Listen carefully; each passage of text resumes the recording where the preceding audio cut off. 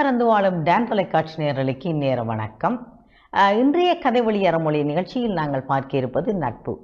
நட்பு என்ற ஒரு கதையைத்தான் நாங்கள் இன்று பார்க்க இருக்கின்றோம். வல்லூர் என்ற கிராமத்தில் நேசன் கந்தன் என்ற 2 பேர் வாழ்ந்து வந்தார்கள். அந்த 2 சிறுவர்களும் ஒரே பாடசாலையில் தான் கல்வி கற்று வந்தார்கள். அப்போ இந்த நேசன் எல்லோரிடம் அன்பானவனாகவும் மரியாதையானவனாகவும் பொறுமையானவனாகவும் நல்லா படிக்கிறவனாகவும் இருந்தான். ஆனால் மற்றவன் என்ன செய்கிறான் என்று சொன்னால், அவன் எப்போதுமே எல்லாரோடையும் அடிபட்டு எல்லாரோடையும் பிரச்சனைப்பட்டு கொண்டு எல்லார்கிட்டையும் குறை சொல்லி கொண்டு படிக்காமல் அப்படி குழப்படி செய்து கொண்டு திருப்பவனாக இருக்கிறான். அப்போ இவர்களுடைய பாடசாலை ஆசிரியர் சுந்தரத்துக்கு இவங்க 2 பேரையும் தனியாக கூப்பிட்டு விசாரிக்கணும் என்று சொல்லி போட்டு கூப்பிடுகிறார். அப்போ நேசனை கூப்பிட்டு கேட்டார், நேசா உன்னுடைய வீட்டில் அப்பா அம்மா உன்னுடைய எப்படி இருப்பினம் என்று கேட்க நேசன் சொன்னான், என்னுடைய அப்பா எப்போதுமே என்னோட நண்பன் மாதிரி இருப்பார், என்னை எல்லா இடம் கூட்டி செல்லுவார். இன்றைக்கு நான் படித்த விடயங்களை எல்லாம் அப்பாவோட வகை நான் பகிர்ந்து கொள்வேன். அப்பாவும் என்னை எல்லா இடம் கூட்டி செல்லுவார். அப்பா எனக்கு ஒரு ஃப்ரெண்ட் மாதிரி, அப்பா எல்லாம் சொல்லுவார் என்று சொல்லுகிறான்.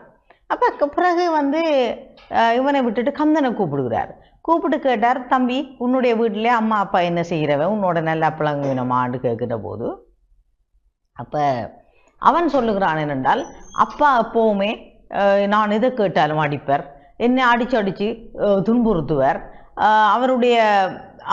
அவருக்கு கோபம் வந்தால் என்னத்தான் போட்டு உருட்டி அடிப்பார்.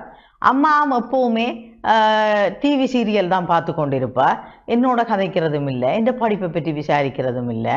எனக்கு வீட்டுக்கு போகிறேன்டாலே பயமாக இருக்கிறது, நான் அப்படி கஷ்டத்தில் தான் இருக்கிறேன்னு சொல்லுகிறார். அப்போ சுந்தரத்துக்கு விளங்கி போயிட்டுது. அப்படி என்று சொன்னால் இதுதான் விஷயம்.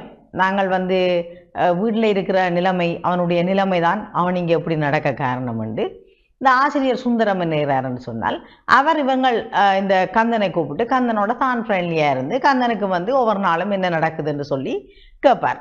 அவருடைய நட்பாக அவனுடன் பழகிறதுக்கான ஏற்பாட்டை செய்தார். அப்படி அவர் இவனோட நட்பாக பழகி கொண்டிருக்கையில் என்ன நடக்குதுன்னு சொன்னால், அவனுடைய குணம் கொஞ்சம் கொஞ்சமாக மாறி வருகிறது. அப்போ இதனூடாக சுந்தரம் என்ன செய்கிறார் என்று சொன்னால், இவர்கள் எல்லாருடைய பெற்றோரையும் கூப்பிட்டு இந்த 2 பேருடைய கதையையும் உதாரணமாக சொல்லி, நீங்கள் எல்லோரும் இனி உங்களுடைய பிள்ளைகளோட அன்பாகவும் நட்பாகவும் இருக்க வேண்டும் என்று சொல்லுகின்றார். அப்போ இந்த கதையினூடாக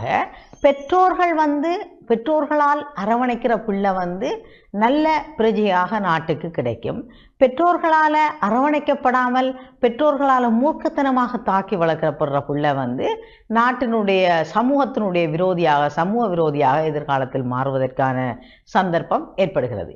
எனவே பெற்றோர்களாகிய நீங்கள் இந்த பிள்ளைகளோட அன்பாகவும் பண்பாகவும் அவர்களோட நல்ல நட்பு ரீதியிலும் பழகி அவர்களிடமிருந்து நீங்களும் நல்ல விடயங்களை அவர்களுக்கு சொல்லிக் கொடுத்து அவர்களிடமிருந்து நல்ல விடயங்களை நீங்களும் கற்று உங்களுடைய குழந்தைகளை இந்த நாட்டுக்கு நற்பிரஜைகளாக ஆக்க வேண்டும் என கேட்டுக்கொண்டு அடுத்ததொரு கதைவழி அறமொழி நிகழ்ச்சியில் உங்களை சந்திக்கும் வரை உங்களிடமிருந்து விடைபெற்றுக் கொள்கின்றேன். நன்றி, வணக்கம்.